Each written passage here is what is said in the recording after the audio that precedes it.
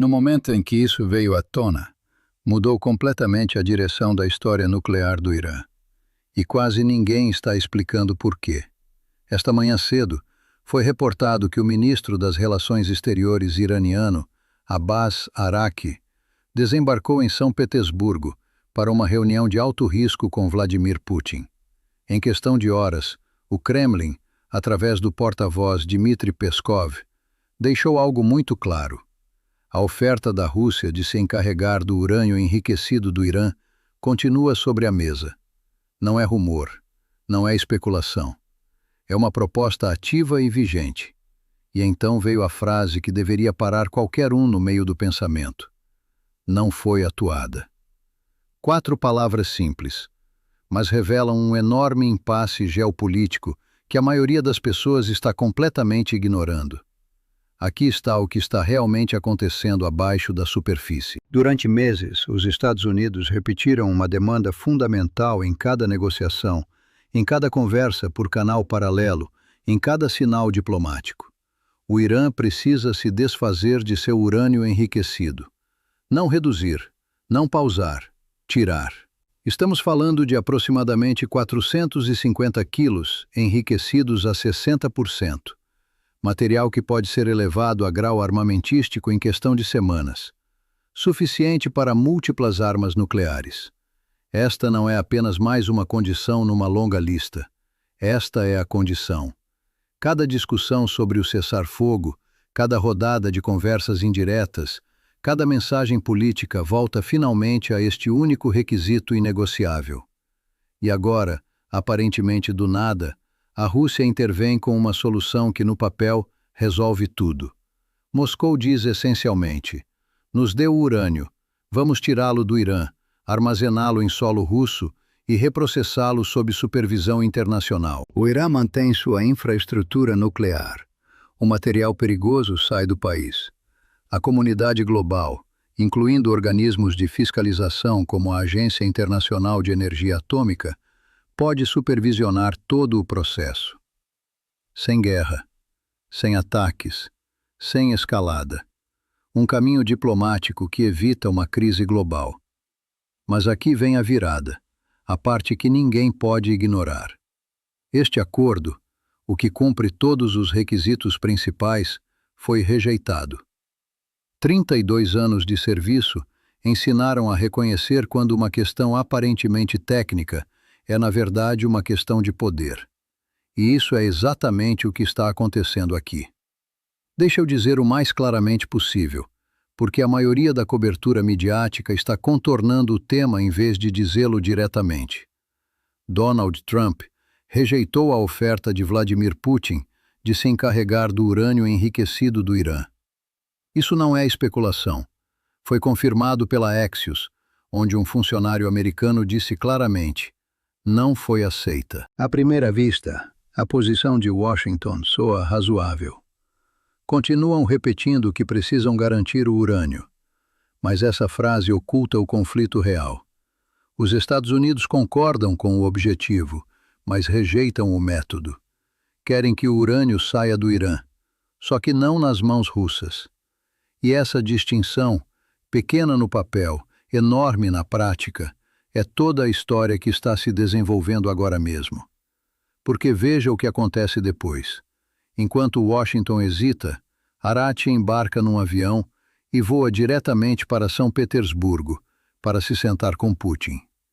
Isso não é uma visita diplomática de rotina. É um sinal. O Irã está efetivamente respondendo. Se os Estados Unidos não aceitam a Rússia como solução, falaremos diretamente com a Rússia de qualquer forma. Para entender realmente por que este momento importa, é preciso voltar não meses, mas anos, até a base de todo este assunto. Sob o Plano de Ação Conjunto Abrangente, o acordo do qual Trump se retirou em 2018, a Rússia já estava desempenhando exatamente esse papel. O Irã enviou aproximadamente 97% de sua reserva de urânio enriquecido para fora do país. Para onde foi? Para a Rússia. Gerenciado pela Rosatom, armazenado, processado e supervisionado sob fiscalização internacional. E aqui está o ponto central. Esse sistema funcionou. Não houve violações graves, nenhum desvio de material, nenhuma falha na supervisão. A AIEA verificou o cumprimento durante 3 anos. O acordo funcionou exatamente como estava previsto, até os Estados Unidos se retirarem e reimposarem sanções.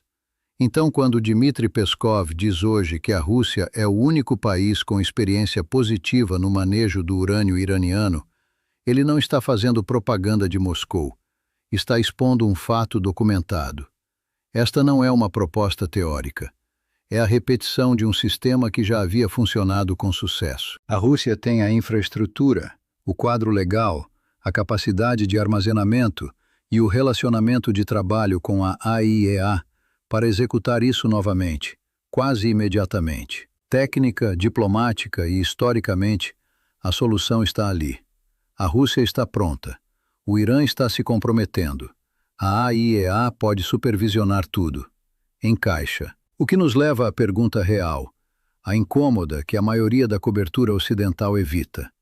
Por que rejeitar? A resposta tem menos a ver com o urânio e mais a ver com poder.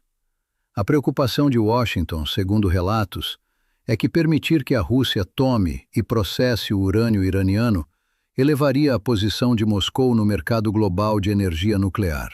A Rússia, através da Rosatom, já controla uma parcela significativa do enriquecimento mundial de urânio e do suprimento de combustível nuclear. Se pegar o estoque do Irã, processá-lo e potencialmente reintroduzi-lo no mercado global de combustíveis, isso fortalece a influência russa na Europa, Ásia e Oriente Médio. Para os Estados Unidos, que passaram anos tentando reduzir a dependência dos serviços nucleares russos, isso representa uma perda estratégica. Para ser justo, essa preocupação não é irracional. É um cálculo geopolítico coerente. Mas aqui está o custo dessa decisão, e ele é sério. Ao rejeitar a Rússia como guardiã, os Estados Unidos estão efetivamente exigindo que o Irã entregue seu urânio através de um canal que não beneficia a Rússia. O problema é que esses canais alternativos praticamente não existem. É extremamente improvável que o Irã entregue seu urânio diretamente aos Estados Unidos. É igualmente improvável confiar esse material a aliados americanos, como França ou Japão. E a ideia de destruir o urânio dentro do Irã exigiria um nível de cooperação e confiança que simplesmente não existe. O que sobra é um paradoxo. Os Estados Unidos querem que o urânio vá embora. A Rússia oferece uma forma aprovada de eliminá-lo. O Irã está disposto a discutir isso, mas por causa de quem controla a solução, não pelo que ela consegue, o acordo empaca. E é precisamente por isso que a reunião de hoje em São Petersburgo importa muito mais do que parece à primeira vista. Ao rejeitar a proposta de urânio de Putin, Washington efetivamente se encurralou. O único mecanismo sobre a mesa que realmente funcionou antes, o único com um histórico comprovado, já foi descartado. E enquanto os funcionários americanos buscam uma alternativa que atualmente não existe, um fato crítico permanece inalterado. O urânio enriquecido do Irã continua dentro do Irã, sem mudanças, sem resolução, e cada vez mais central na crise. Veja o movimento de Araque hoje nesse contexto. Seu voo para São Petersburgo não é apenas diplomacia, é estratégia. O Irã entende exatamente a posição em que os Estados Unidos se colocaram. Sabe que Washington rejeitou o mecanismo russo. Sabe que não há substituto fácil. E, mais importante, sabe que sem resolver o problema do urânio, os Estados Unidos não conseguem encerrar esta crise em seus próprios termos. Então, em vez de esperar, o Irã está se inclinando para o único canal que ainda existe, a Rússia. Quando Arakchi fala com a mídia estatal iraniana, descreve a visita como uma boa oportunidade para consultas com Moscou e enfatiza que essas discussões são especialmente importantes nesta fase. Essa frase está fazendo muito trabalho. Nesta fase, indica urgência, momento e vantagem. Indica que isso não é coordenação de rotina. É um momento em que o equilíbrio de influência está mudando. As negociações estão paralisadas. Washington hesita. A questão do urânio permanece sem solução. Nesse vácuo, o papel da Rússia não diminui, expande. Porque, como confirmou Peskov, a oferta continua lá. O mecanismo existe. E ao se apresentar fisicamente na Rússia, o Irã está enviando uma mensagem sem dizê-la abertamente. A solução está disponível, está operacional e está esperando. Mas os Estados Unidos decidiram não utilizá-la.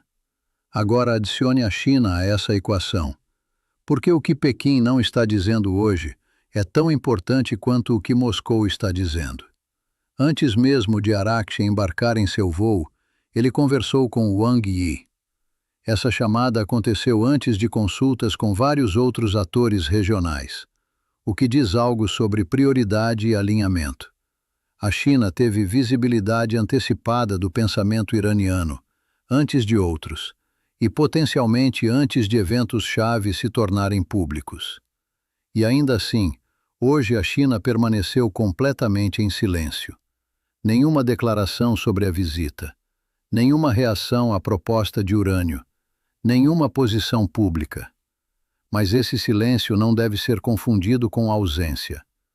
A relação da China com os programas estratégicos do Irã é profunda. Existem múltiplas avaliações de inteligência apontando para componentes chineses nos sistemas de mísseis iranianos. O ecossistema tecnológico militar iraniano dependeu há muito tempo tanto de insumos russos quanto chineses. Há apenas alguns dias, em 24 de abril, apenas 3 dias antes de Arakche chegar a São Petersburgo, China e Rússia mantiveram conversações com a AIEA, especificamente sobre o programa nuclear iraniano. Essa sequência não é aleatória.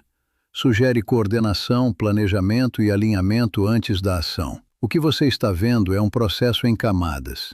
A reunião da AIEA funciona como fase de coordenação. A reunião de hoje na Rússia parece mais uma fase de execução. E a China observa de uma posição de força tranquila.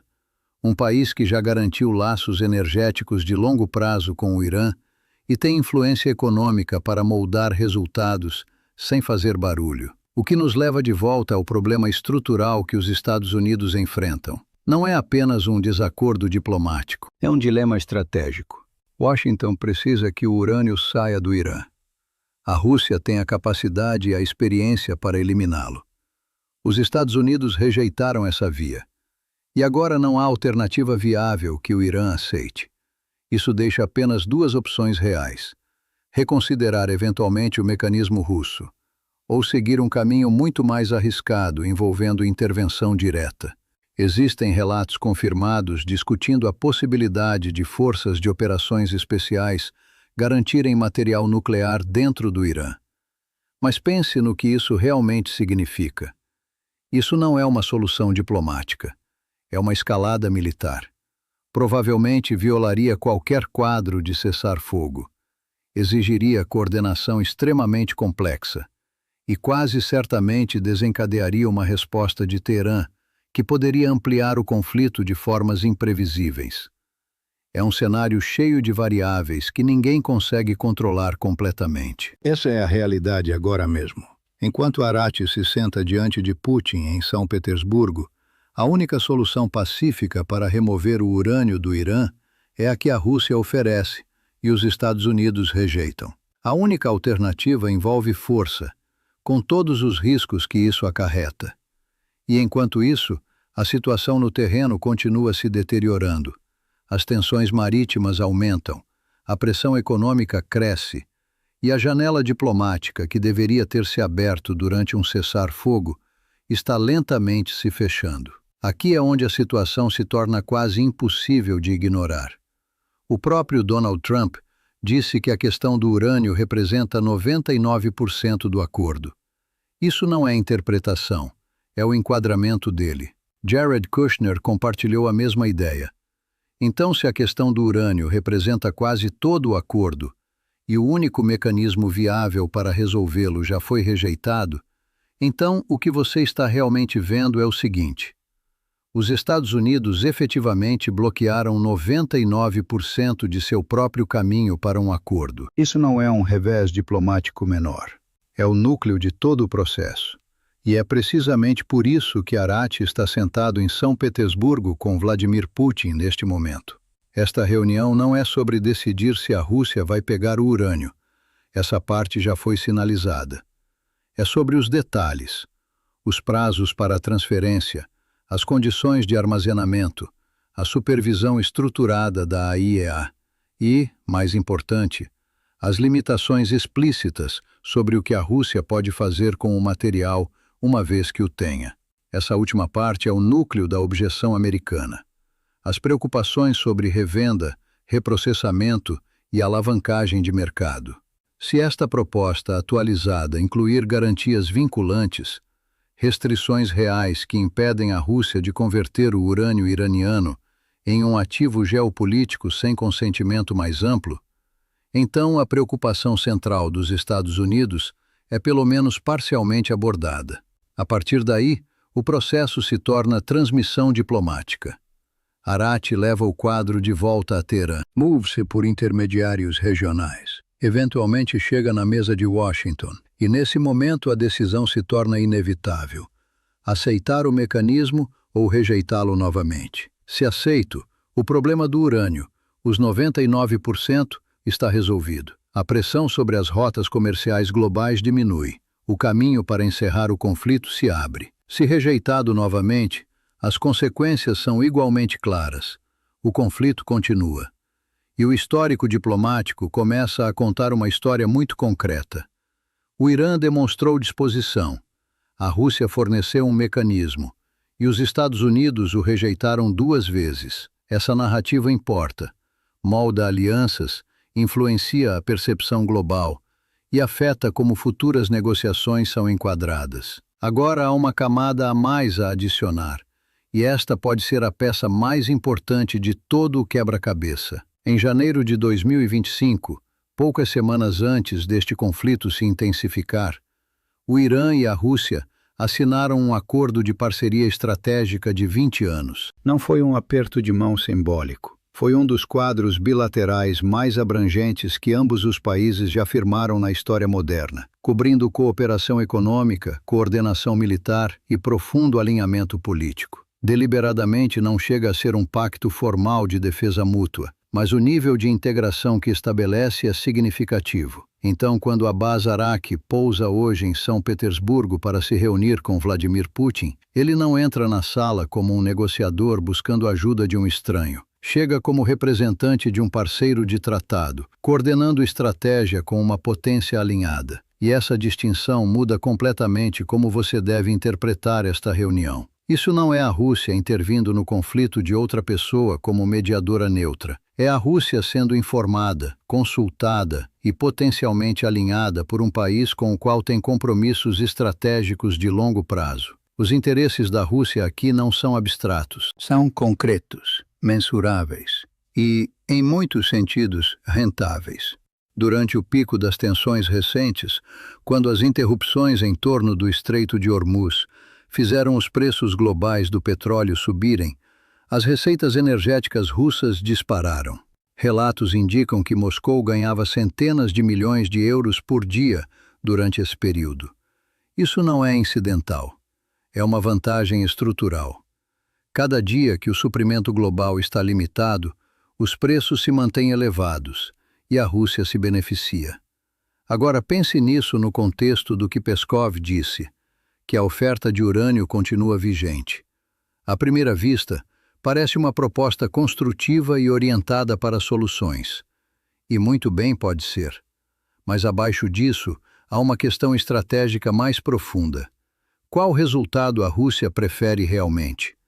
Uma resolução rápida que estabilize os mercados e reduza seus ganhos inesperados, ou uma situação prolongada na qual se posiciona como o solucionador indispensável, oferecendo soluções que podem ou não ser aceitas, enquanto se beneficia discretamente da instabilidade contínua? Não se trata de acusar a Rússia de má-fé. Trata-se de entender os incentivos. A posição da Rússia permite ganhar em múltiplos cenários. Se o acordo for aceito, Moscou se torna o guardião central do material nuclear iraniano, expande sua influência no mercado global de combustível nuclear e ganha crédito diplomático como o país que ajudou a resolver uma grande crise internacional. Se o acordo for rejeitado, a Rússia continua se beneficiando economicamente com os preços elevados de energia e, politicamente, à medida que a credibilidade americana enfrenta pressão crescente a cada semana de conflito sem resolução. A posição da China espelha essa dinâmica quase perfeitamente. Pequim permaneceu em grande parte em silêncio publicamente, mas sua postura estratégica é clara.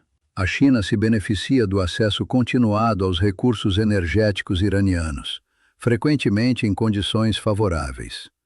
Beneficia-se das disrupções que enfraquecem a influência ocidental nos mercados globais.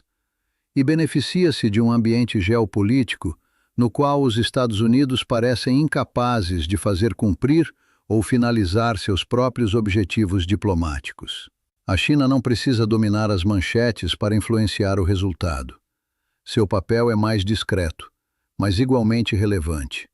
Ao continuar o engajamento econômico com o Irã e coordenar em momentos-chave com a Rússia e organismos internacionais como a AIEA, a China cria uma base que permite ao Irã manter a paciência, eliminando a urgência da tomada de decisão de Teherã, enquanto aumenta a pressão sobre Washington. Então, quando você olha para São Petersburgo hoje, não está vendo apenas uma reunião sobre urânio. Está vendo uma convergência de alianças estratégicas de longo prazo, incentivos econômicos e posicionamento geopolítico. O Irã está coordenando com um parceiro de tratado. A Rússia está equilibrando oportunidade com influência. A China está moldando o ambiente a partir do segundo plano. E os Estados Unidos estão tentando navegar tudo isso, enquanto mantêm uma posição que atualmente não tem um mecanismo claro para alcançar seu próprio objetivo declarado. Por isso este momento importa. Não apenas pelo que está sendo discutido, mas pelo que revela sobre quem tem influência, quem se beneficia do atraso e quem decide finalmente como e quando essa situação termina. O que você está vendo agora mesmo é um problema de estratégia, não apenas de diplomacia. Os Estados Unidos estão exercendo pressão sobre o Irã, mas os dois parceiros mais importantes do Irã, Rússia e China, se beneficiam de que essa pressão continue. Isso é um desequilíbrio estrutural. Significa que cada sanção, cada atraso, cada negociação paralisada não apenas prejudica o Irã, também reforça a posição dos países que o apoiam. E é exatamente isso que Arati está fazendo agora mesmo em São Petersburgo. Não está apenas falando sobre urânio com Vladimir Putin, está alinhando estratégia, garantindo que quando a próxima rodada de conversas começar, o Irã, a Rússia e a China não reajam separadamente, mas avancem na mesma direção. Porque quando Donald Trump diz que a questão do urânio é 99% do acordo e a Rússia oferece abertamente resolver esses 99%, mas os Estados Unidos dizem não, o que o Irã faz a seguir se torna muito deliberado. Manda seu ministro das Relações Exteriores diretamente para o país que tem a solução, não em silêncio, não a portas fechadas, visivelmente, publicamente, em tempo real. Isso não é mais apenas negociação, é uma demonstração. O Irã está mostrando a Washington e ao mundo que existe uma solução, que está operacional e sendo ativamente discutida, só que não está sendo aceita. E é por isso que a reunião de hoje é tão importante. A Rússia tem o mecanismo, o Irã está ao lado dela, e Arati está garantindo que cada observador, cada mediador, cada potência regional que acompanha este conflito entenda um ponto simples. A solução não está faltando. Está sobre a mesa. A questão é quem decide não pegá-la. Agora adicione o que aconteceu neste fim de semana, porque é aqui que tudo se encaixa. O Irã não fez apenas um movimento. Fez dois simultaneamente. Através de mediadores paquistaneses, o Irã apresentou uma nova proposta aos Estados Unidos. A ideia era simples, mas estrategicamente perspicaz. Separar a crise do Estreito de Hormuz da questão nuclear. Abrir Hormuz imediatamente, estabilizar os mercados globais, aliviar a pressão econômica, e então abordar a questão nuclear num caminho separado. Essa é uma opção de alívio rápido. Uma forma de dar a Washington e seus aliados uma vitória imediata, sem resolver a parte mais difícil do conflito de imediato. Ao mesmo tempo, o Irã manda Arati a Moscou para reforçar o segundo caminho, a solução de longo prazo. A questão do urânio, os 99%, já tem um mecanismo. A Rússia o tem, está oferecido, continua disponível. Então, num único fim de semana, o Irã apresenta duas saídas, uma imediata e outra estrutural. Uma para estancar o sangramento agora, outra para resolver o problema central quando as condições políticas forem adequadas. E aqui está o ponto central. Esses dois movimentos não são histórias separadas. São uma estratégia coordenada. A proposta de Hormuz é o Irã dizendo: entendemos sua urgência. Sabemos que seus aliados precisam de estabilidade. Podemos dar isso agora. A visita a Moscou é o Irã dizendo: e quando você estiver pronto para resolver o problema difícil, a resposta já está construída.